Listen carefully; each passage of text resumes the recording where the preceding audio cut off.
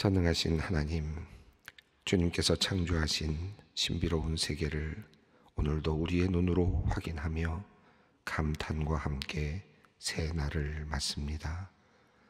초록빛의 아름다운 나무들과 형형색색의 멋진 꽃들이 주님의 솜씨를 찬양하고 상쾌한 바람과 따스한 태양빛이 우리의 가슴을 설레게 합니다.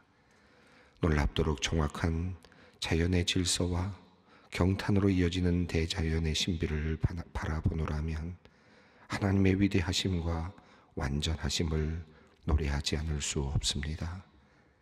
하나님, 이렇듯 멋지신 주님께서 우리를 창조하셨고 오늘도 우리를 인도하시니 부족함이 없습니다. 오늘도 질서 정연한 주님의 역사하심이 우리와 함께 하시고 멋지고 아름다운 신비로운 하나님의 손길이 우리를 이끄실 줄 믿습니다. 땅의 기초를 놓으시고 바다의 경계를 세우신 그 놀라우신 주님께서 오늘도 우리와 함께하여 주시옵소서. 혼란한 모든 것들, 혼동으로 가득한 우리의 삶이 주님의 도우심으로 질서를 찾게 하시고 추하고 더러운 우리의 모습이 아름답게 변화되게 하여 주시옵소서. 하나님, 주님께서 우리에게 선물로 주시고 또한 과제로 남겨주신 대자연과 이 세상을 우리가 제대로 관리하지 못하고 사랑하지 못하였음을 회개합니다. 하나님께서는 모든 자연의 만물들과 더불어 모든 인간이 함께 살아가고 서로 도우며 살기를 원하셨지만 우리 인간들은 교만에 빠져 그 맡겨주신 소명을 제대로 감당하지 못하고 말았습니다.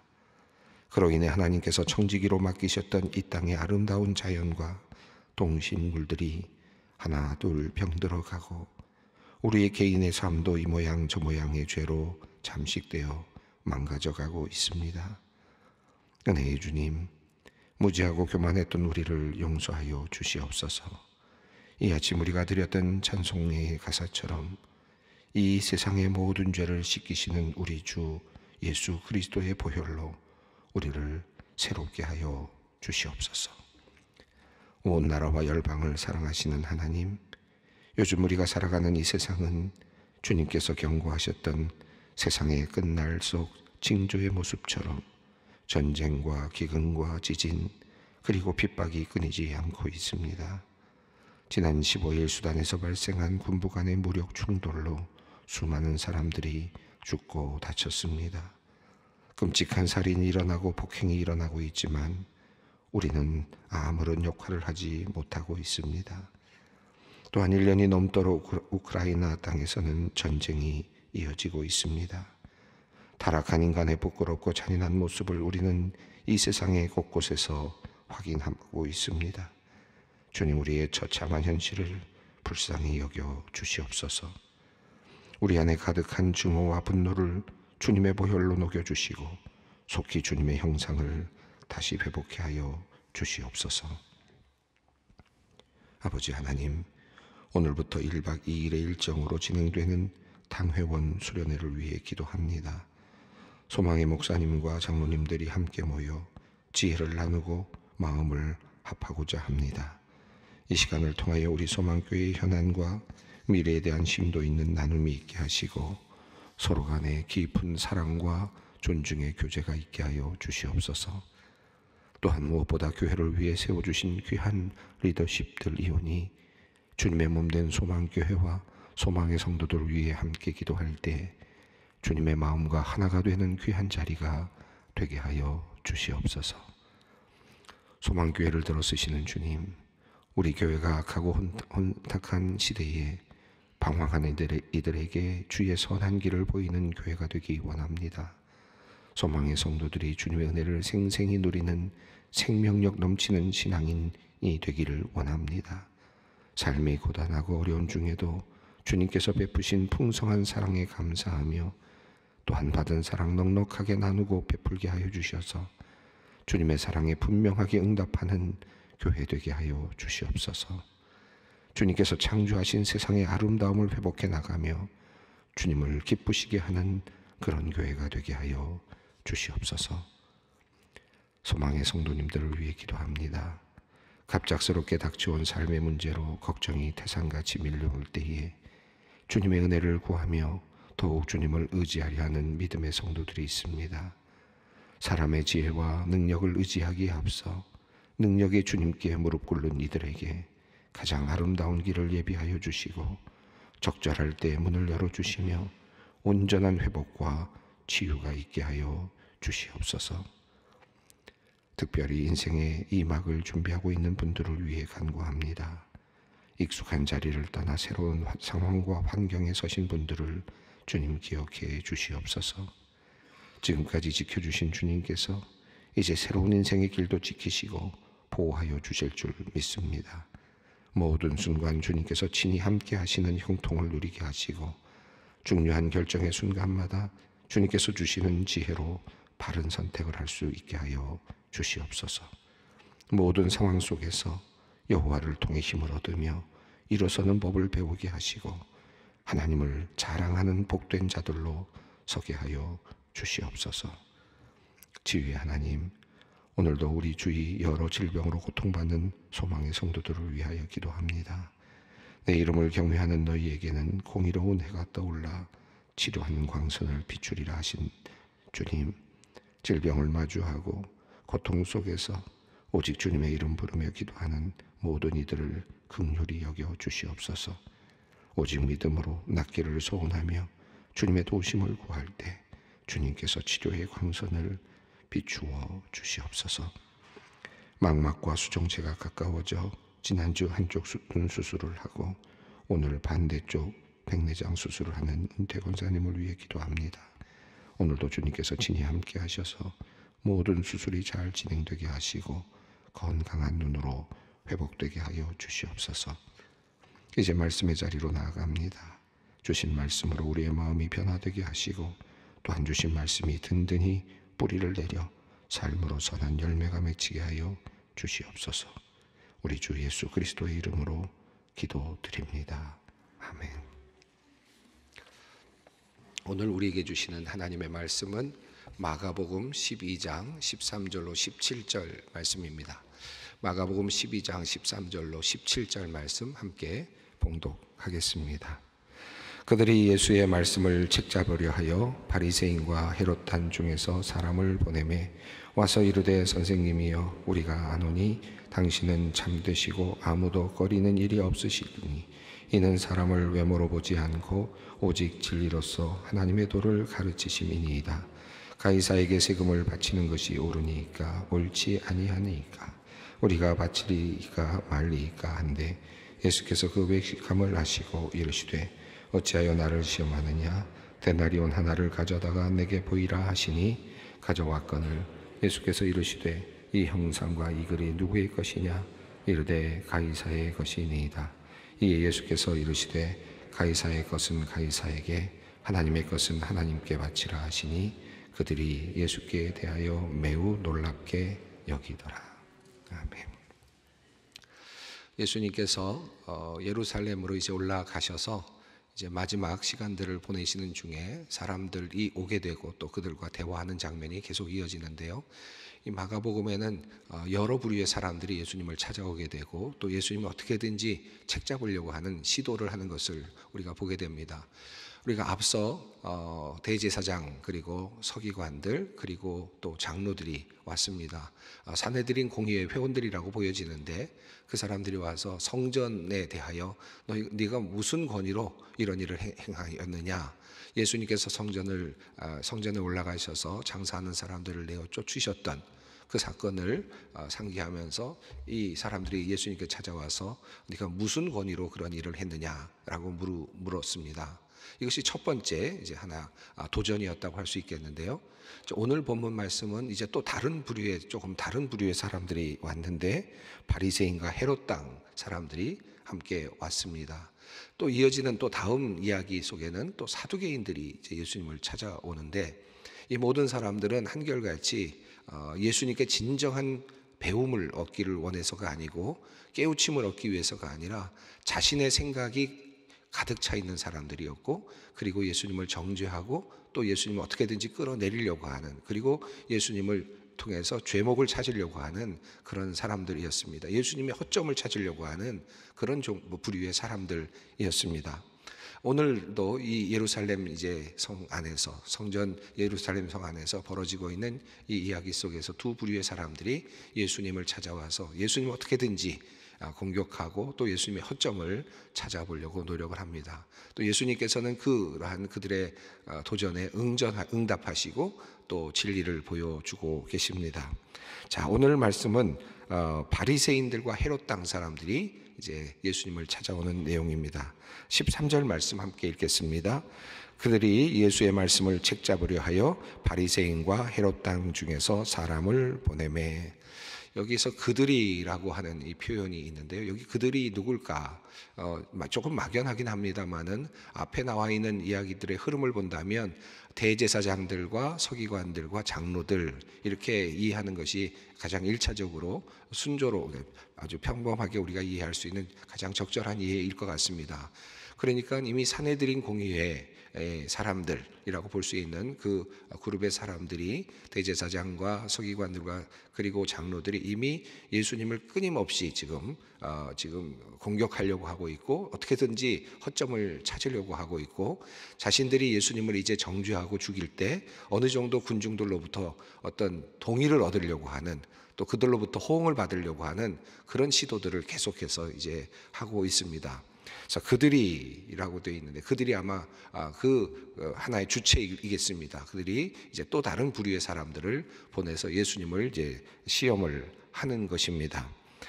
한편으로 이 그들이라고 하는 이름을 조금 더 우리가 한번 좀 더 크게 본다면 이제 그들은 지금 사람들의 모습으로 보여지지만 또 전체적으로 본다면 예수를 어떻게든지 책잡으려고 하는 그 부류의 사람들, 그러니까 정확하게는 어떤 부류로 딱 지정할 수는 없겠지만 큰 예수님을 끊임없이 공격하려고 하는 부류의 사람들 전체를 의미한다고도 할 수 있겠습니다. 자, 그들이 예수님의 말씀을 책잡으려 하여 목적이 분명하게 드러나 있는데요. 예수님의 말씀에서 무엇이든지 지금 문제가 있는지를 찾아보려고 하는 그런 시도를 했다는 것입니다. 이렇게 책잡으려고 하는 이유는 그들이 허점을 찾아야 되겠고 그 허점을 통해서 사람들로부터 뭔가 어떤 반향을 일으켜서 예수님이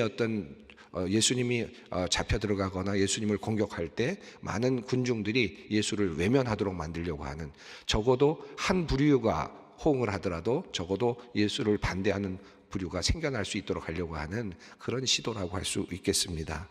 자, 그런데 흥미롭게도 바리새인과 헤롯 땅 중에서라고 이렇게 표현을 했는데 흥미로운 그런 부류의 그 조합이라고 할 수 있겠습니다. 물론 둘 다 이미 기득권 세력이라고 할 수 있겠고 또 그렇게 우리가 전체적으로 본다면 로마에 협조하는 세력이라고도 볼 수 있겠지만 그들이 주장하는 것을 이렇게 조금 더 구체적으로 생각해 본다면 바리새인들은 철저한 유대주의자들입니다. 율법을 준수하고 그리고 율법을 준수함을 통해서 우리가 다시 회복될 수 있다라고 주장하는 그런 사람들이고 그러니까 철저하게 민족적인 그런 바탕을 가지고 있고 그리고 동시에 성전 중심의 당시의 성전 중심의 또 율법 중심의 그런 것을 지키려고 하는 그런 사람들의 부류라고 할 수 있겠죠. 헤롯 땅은 또 전혀 반대적인 입장이라고 할 수 있겠습니다. 헤롯 땅이란 말은 헤롯 대왕, 헤롯 왕가에 충성하는, 그러니까 정치적으로 보면 로마에 지금 아부하고 로마와 연결해서 나라를 통치하는 그룹, 또 그것을 또 동의하는 그런 그룹의 사람들이라고도 볼 수 있겠습니다. 그러니까 헤롯 땅 사람들은 로마와 연결해서 현실적인 정치를 하는 사람들이라고 할 수 있겠고, 또 바리새인들은 도리어 유대인들을 중심으로 뭔가 그 활로를 찾으려고 하는 그런 사람들이라고 할 수 있으니까 두 부류는 사실은 전혀 다른 그런 부류의 사람들인데 이 두 부류의 사람들이 지금 하나가 됐습니다. 이게 참 아이러니한 일이라고 생각이 드는데 바리새인들과 헤롯 땅이 지금 하나가 됐는데 예수를 지금 죽이려고 하는, 또 예수에게 뭔가를 에서 허점을 잡으려고 하는 일의 하나가 되었습니다. 그들이 예수님을 찾아와서 이제 묻습니다. 14절 말씀을 읽겠습니다. 와서 이르되 선생님이여 우리가 아노니 당신은 참되시고 아무도 꺼리는 일이 없으시니 이는 사람을 외모로 보지 않고 오직 진리로서 하나님의 도를 가르치심이니이다. 가이사에게 세금을 바치는 것이 옳으니까 옳지 아니하니까. 자, 여기 보면 13절에서 이미 지금 마가복음에 지금 마가복음을 지금 적고 있는 이 마가는 예수님의 말씀을 책 잡으려고 했다라고 하는 평가를 내리고 있습니다. 자, 그런데 그들은 와서 지금 와서 말하기를 아주 공손하게 그리고 마치 신앙 고백을 하는 것처럼 예수님께 이야기를 하고 있습니다. 우리가 안다라고 이야기하면서 당신은 참되시고 아무도 꺼리는 일이 없으시니 이는 사람을 외모로 보지 않고 오직 진리로서 하나님의 도를 가르치심이니이다. 이렇게 말하고 있습니다.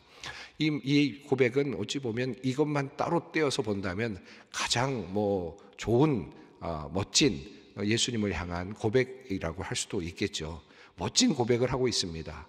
훌륭한 고백을 하고 있습니다.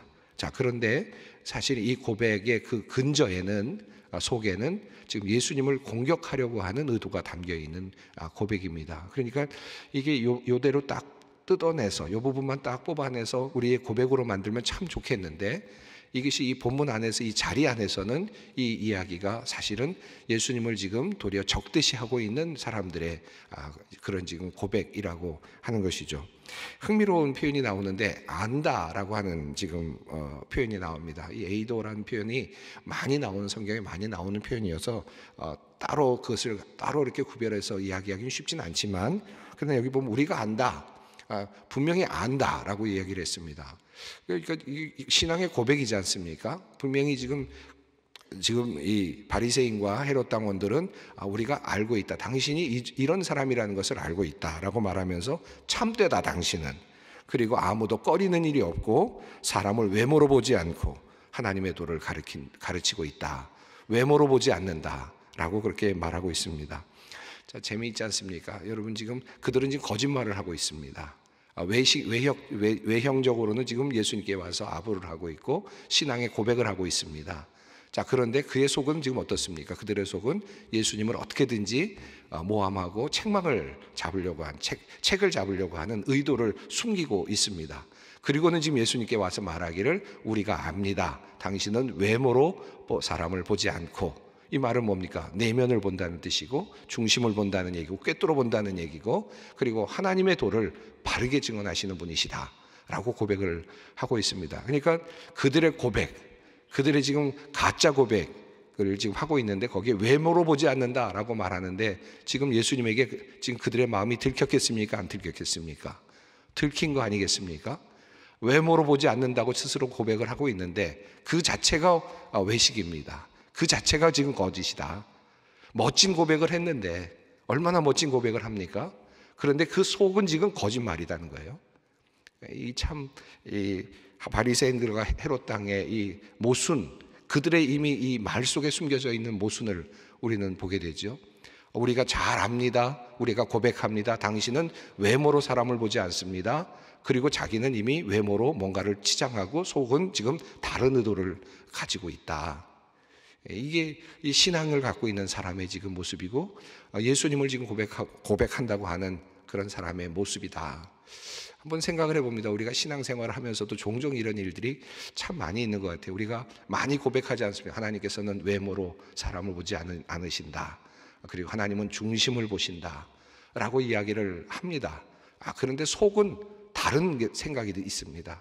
다른 것들이 꽉 차 있어서 그것들을 사실은 숨기고 그리고는 위에는 앞에는 큰 어떤 좋은 명분이라든지 그런 것들이 가득 채워져 있는 것을 보게 되죠. 그러나 속은 다른 의도가 있는 그런 일들이 참 많이 있습니다. 교회 생활을 할 때도 그렇고요.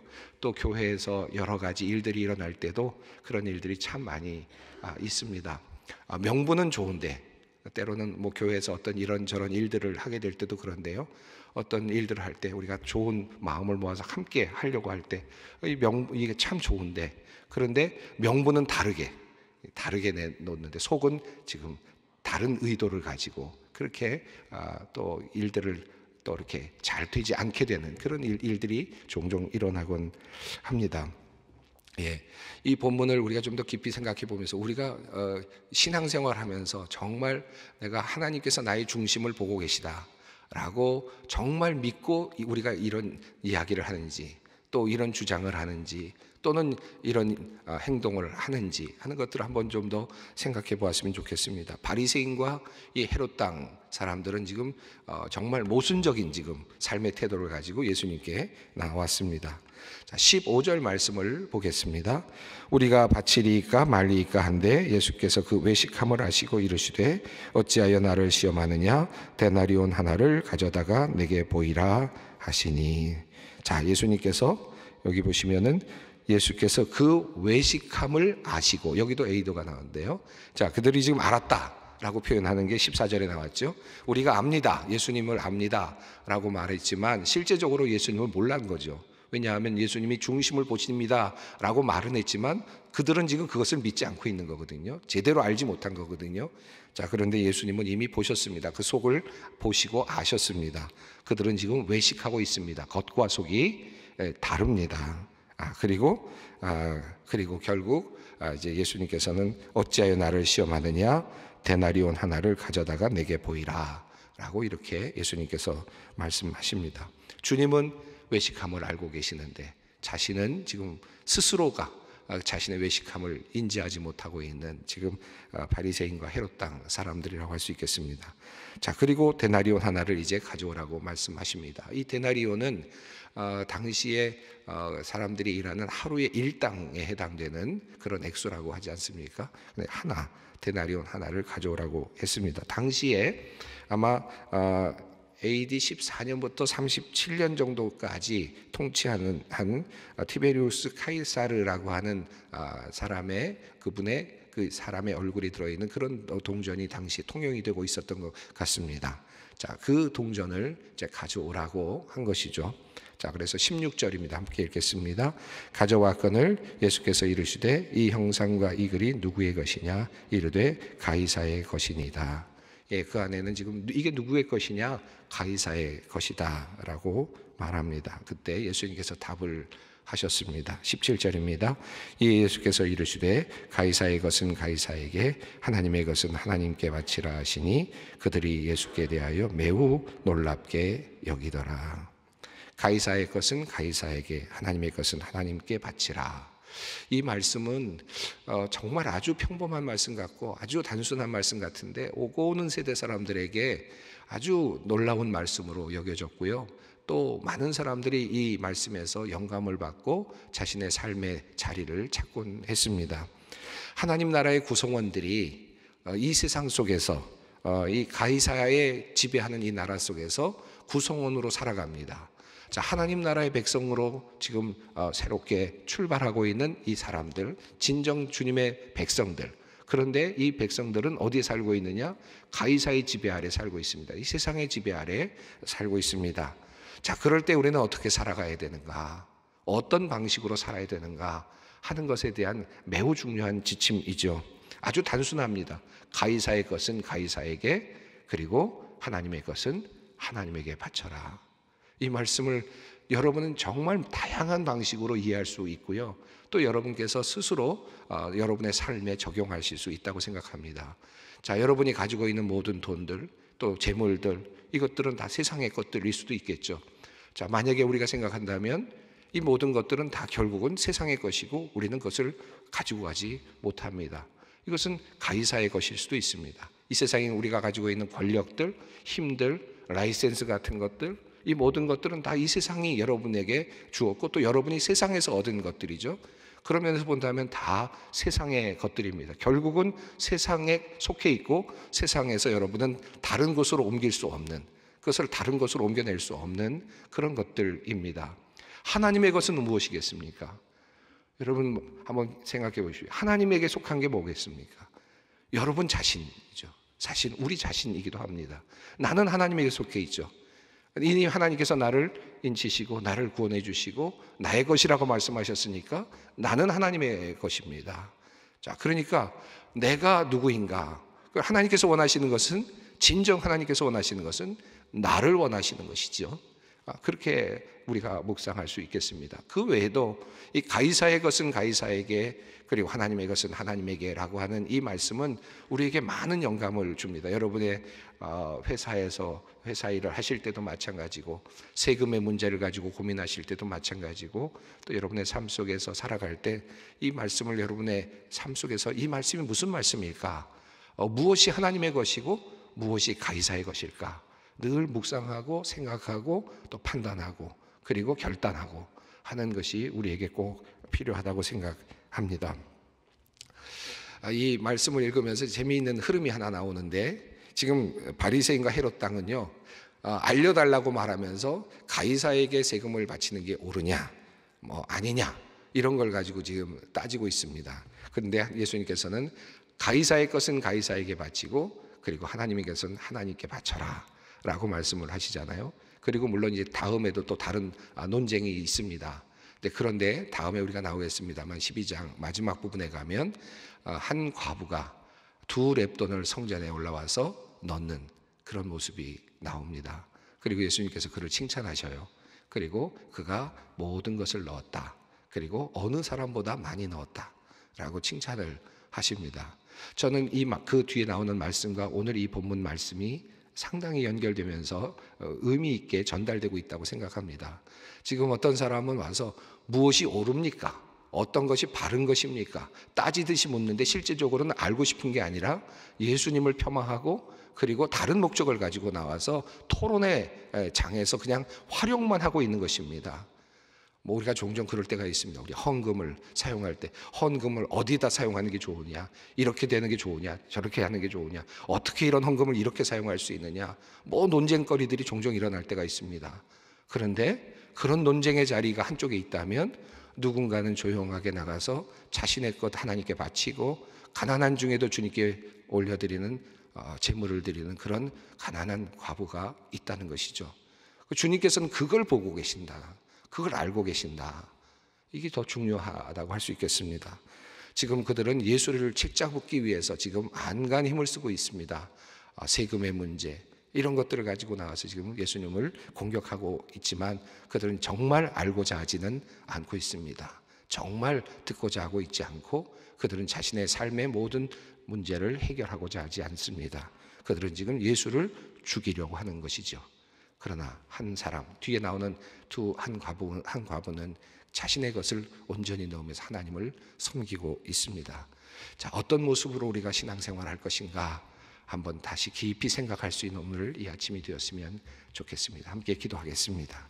하늘에 계신 우리 아버지, 아버지의 이름을 거룩하게 하시며 아버지의 나라가 오게 하시며 아버지의 뜻이 하늘에서와 같이 땅에서도 이루어지게 하소서. 오늘 우리에게 일용할 양식을 주시고 우리가 우리에게 잘못한 사람을 용서하여 준 것 같이 우리 죄를 용서하여 주시고 우리를 시험에 빠지지 않게 하시고 악에서 구하소서. 나라와 권능과 영광이 영원히 아버지의 것입니다. 아멘.